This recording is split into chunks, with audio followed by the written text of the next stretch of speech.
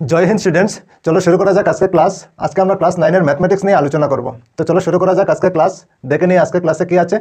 তো class 9 mathematics exercise 13.5 question number 7। একটি গুদামের পরিমাপ 60 metre into 25 metre into 10 metre. গুদামটিতে 1.5 metre into 1.25 metre into 0.5 metre পরিমাপের সর্বাধিক কতটি কাঠের বাস্ক রাখা যাবে। ঠিক আছে, তো একটা গুদামের পরিমাপ দেওয়া আছে আর ছোটো বাস্কের পরিমাপ দেওয়া আছে। তো আমাদের বের করতে হবে যে ওই গুদামটিতে ছোটো বাস্ক কতটি রাখা যাবে, আমাদের বের করতে হবে। ঠিক আছে, তো চলো শুরু করা যাক কিভাবে বের করব। তো প্রথমে আমরা দেখে নেই ওইখানে আমাদের কি কি দেওয়া আছে। চলো, তো প্রথমে হলো গুদাম। তো গুদামের পরিমাপ কি কি আছে আমরা প্রথমে লিখে নিই। তো ওইখানে লিখতে পারি এখানে আমরা লিখতে পারি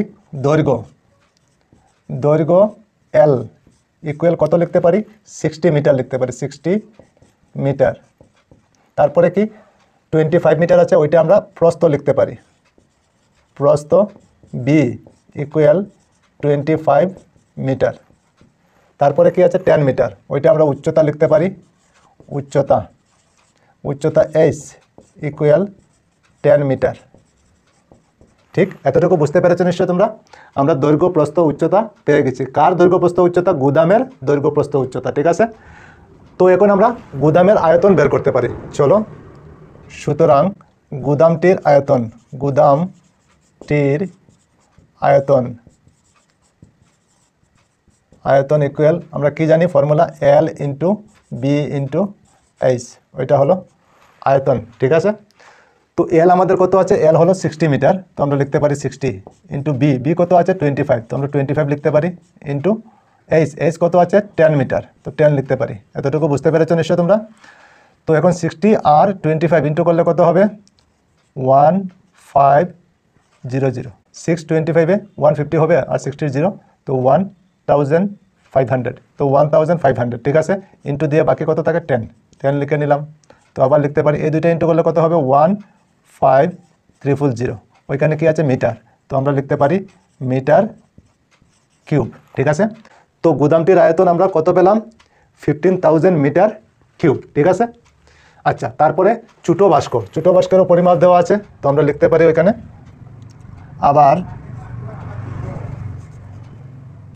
আবার দৈর্ঘ্য এল ইকুয়াল কত লিখতে পারি 1.5 মিটার, 1.5 মিটার। ঠিক, তারপর কি আছে 1.25, ওইটা আমরা প্রস্থ লিখতে পারি, প্রস্থ বি ইকুয়াল 1.25 মিটার। ঠিক, আচ্ছা, তারপরে কি আছে 0.5, ওইটা আমরা উচ্চতা লিখতে পারি, উচ্চতা এইচ ইকুয়াল 0.5 মিটার।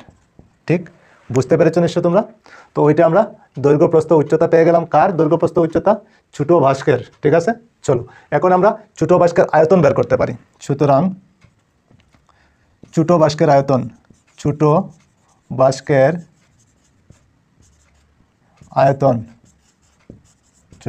আয়তন আমরা কি লিখতে পারি, L into B into H.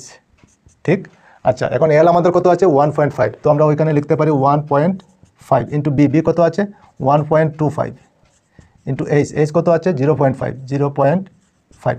এতটুকু বুঝতে পেরেছো নিশ্চয় তোমরা। ঠিক আছে, চলো তারপরে আগে। এখন আমরা 1.5 আর 1.25 ইন্টু করে নিই, কত হবে 1.25 আর 1.5 ইন্টু করলে কত হবে 5 যা 25-এর 5 হবে, 2 থাকবে, 5 2 যা 10 আর 2 12 হবে, 12-এর 2 1 থাকবে, 5 1 যা 5 আর 1 6 ইন্টু দিয়ে 1 দিয়ে ইন্টু করলে কত হবে 5 2 1 প্লাস করলে 5 7 8 1।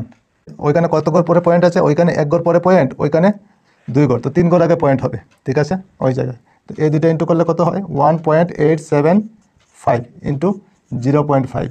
ঠিক আছে, এখন আবার 0.5 ইন্টু করলে কত হবে 5 5 যা 25-এর 5 হবে, 2 থাকবে, 5 7 যা 35 আর 2 37-এর 7 হবে, 3 থাকবে, 5 8 যা 40 আর 3 43 3 হবে, 5 1 যা 5 আর 4 9। ঠিক আছে, 9375।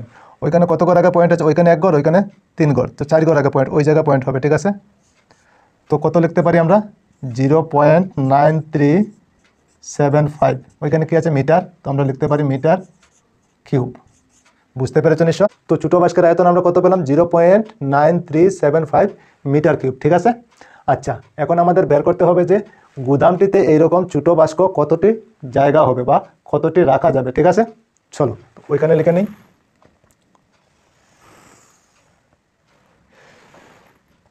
সুতরাং গুদামটিতে বাস্ক রাখা যাবে, গুদামটিতে ছোটো বাস্ক রাখা যাবে, ছোটো বাস্ক রাখা যাবে, ডিভাইড হয়ে যাবে। উপরে বসবে কি 15300, উপরে লিখতে পারি 15300। ঠিক আছে, আর নিচে হবে ছোটো বাস্ক 0.9375, ডিভাইড করলে হয়ে যাবে। ঠিক আছে, চলো এখন উপরে আবার লিখে নেব 15300 ইন্টু ওইখানে কত করে আগে পয়েন্ট আছে 1 2 3 4, আমরা লিখতে পারি 1 0 4টা লিখতে পারি 1 দিয়ে। ঠিক আছে, এখন নিচে পয়েন্ট উঠে গেল। ঠিক আছে, দশমিক উঠে গেল, কি লিখতে পারি 9375। ঠিক আছে। আচ্ছা, এখন আমরা দেখো ওইটাকে 25 দিয়ে ডিভাইড করতে পারি, কত হবে? 25 দিয়ে 93 কতবার যাবে? 3 বার। 3 লিখতে পারি, তাকে কত বাকি? 7, তারপর 5।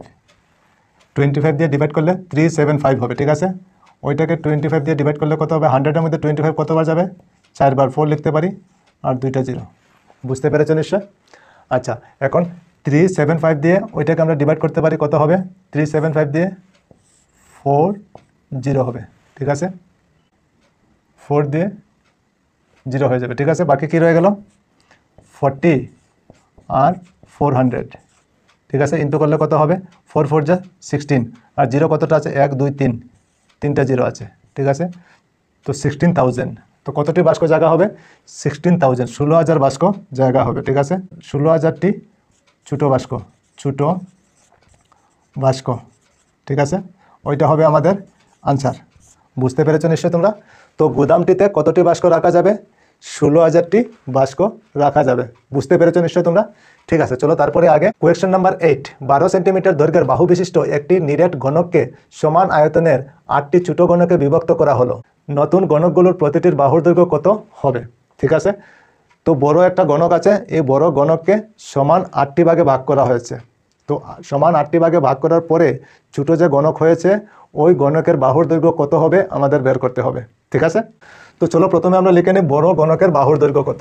তো আমরা লিখতে পারি এখানে বাহুর দৈর্ঘ্য আমরা কি লিখতে পারি? এল লিখতে পারি, ইকুয়াল কত? 12 সেন্টিমিটার। বুঝতে পেরেছ? আচ্ছা, ওইটা হলো গণক। তো গণকের আয়তন আমরা কি জানি? এল কিউব।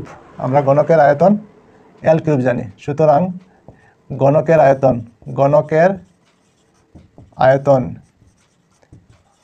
আয়তন ইকুয়াল এল কিউব। ঠিক আছে। আচ্ছা, তো এল আমাদের কত আছে? 12 আছে, তো 12 লিখতে পারি, আর কিউব আছে তো কিউব লিখতে হবে। ঠিক আছে, তারপরে 12 হোল কিউব, তার মানে 12 আমরা 3 বার লিখতে পারি, 12 ইন্টু 12। বুঝতে পেরেছো নিশ্চয়? ঠিক আছে, চলো তারপরে আগে এখন আমরা 12 আর 12 ইন্টু করলে কত হবে? 144 হয়, ইন্টু আবার 12। ঠিক আছে, তো 144-এর সাথে আবার 12 ইন্টু করলে কত হবে? 2 4 যা 8, 2 4 যা 8, 2 1 যা 2। ঠিক আছে, আবার 4 4 1 হবে, 8 12 2 6 7 1 1728 1728। ওইখানে কি আছে? সেন্টিমিটার, তো আমরা লিখতে পারি সেন্টিমিটার কিউব। বুঝতে পেরেছো নিশ্চয় তোমরা? তো বড় গণকের আয়তন আমরা কত পেলাম? 1728 সেন্টিমিটার কিউব। ঠিক আছে, তো ওই গণকটাকে সমান 8টি সমান ভাগে ভাগ করা হয়েছে। ঠিক আছে, চলো তো এখন আমরা লিখতে পারি কি? সুতরাং 8টি ভাগের আয়তন, 8টি ছোটো গণকের আয়তন কত লিখতে পারি? 1728 সেন্টিমিটার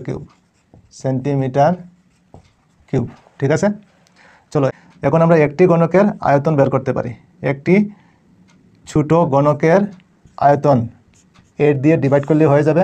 উপরে হবে 1728 আর নিচে হবে 8। 8 দিয়ে ডিভাইড করলে কত হবে? 8 2 যা 16, 1 থাকবে 12, 12 এর মধ্যে 8 একবার যাবে, থাকবে কত 4, 48, 8 6 যা 48, ঠিক আছে। তো একটি ঘনকের আয়তন কত আমরা পেলাম 216 সেন্টিমিটার কিউব, ঠিক আছে।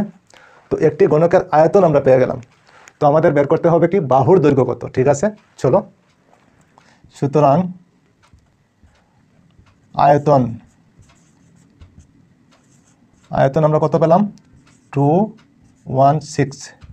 তো আয়তনের ফর্মুলা আমরা কি জানি, L কিউব ইকুয়াল 216কে আমরা কি লিখতে পারি 6 কিউব লিখতে পারি, এই ধরনের লিখতে পারি। 3টা 6 ইন্টু করলে 216 হবে, ঠিক আছে। এখন দেখো ওইখানে L কিউব আছে, ওইখানে 6 কিউব আছে, দুইটার কিউব আমরা উঠিয়ে দিই। তো L ইকুয়াল কত লিখতে পারি 6, ওইখান থেকে কিউব চলে গেল, ওইখান থেকে চলে গেল, ঠিক আছে। বাকি রয়ে গেল কি 6 আর ওইখানে L। তো L মানে বাহু, ওইখানে আমরা লিখেছি বাহুর দৈর্ঘ্য L, ঠিক আছে।